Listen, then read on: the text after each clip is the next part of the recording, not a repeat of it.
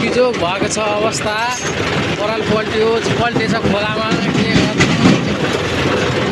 हेर जिन्दगी। ढुङ्गा पानी आए जस्तो अवस्था भयो। यस्तो बिजोग अवस्था छ। राम परालको बिजोग कहिले पल्ट्यो? कहिले पल्टेको? आज यस्तो अवस्था छ पराल।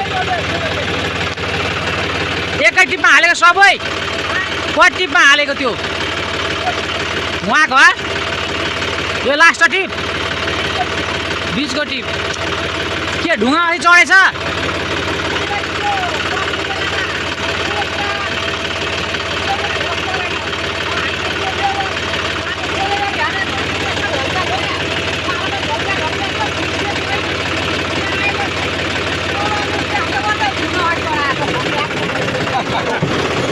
ए खतम भइगयो नि। जाने बाटो छ त जान्छ तलतिर जाँदैन मास्टर। यस्तो अवस्था छ जिन्दगी। पानीमा टली पल्टेर